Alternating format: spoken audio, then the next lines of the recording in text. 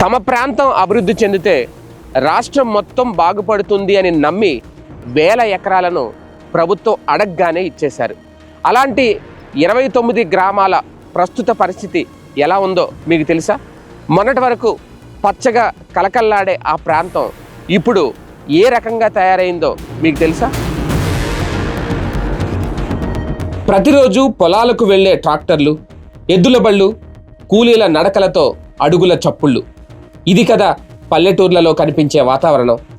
అంతేకాదు, తెల్లవారుతుండగానే పొలం పనుల కోసం క్యారేజీలు చేతపట్టి, తలపాగా నెత్తిన చుట్టి, కొడవలి సైకిల్కి కట్టి సూర్యుడు రాకముందే పొలం పనులకు బయలుదేరతారు. ఒకప్పుడు ఇలాగే ఉండేవి రాజధాని ప్రాంతంలో ఉన్న 29 గ్రామాలు. ఎక్కడ చూసినా పచ్చదనమే, ఎటు చూసినా పంట పొలాలే. ఇదంతా 2014కి ముందు మాట. కానీ ఇప్పుడు చూస్తే పొలాలన్నీ కాంక్రీట్ జంగిల్గా మారిపోయాయి. భారీ భవనాలు నిర్మిస్తున్నారు, ఎత్తైన టవర్లు కడుతున్నారు. ఈ నిర్మాణాల కోసం కాంట్రాక్టర్లు భారీగా సామాగ్రిని అమరావతి ప్రాంతానికి తరలిస్తున్నారు. ట్రాక్టర్లు, ఎద్దుల బళ్ళు నడిచే రోడ్లపై భారీ భారీ వాహనాలు నడుస్తున్నాయి. దుమ్ము ధూళి అంటే తెలియని పల్లెటూర్లు కాలుష్య కాషారంగా మారిపోయాయి.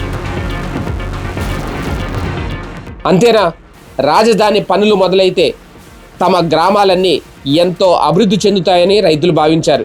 కానీ ఆ అభివృద్ధికి ఇంకా టైం ఉందిలే అని సంతృప్తి పడ్డారు.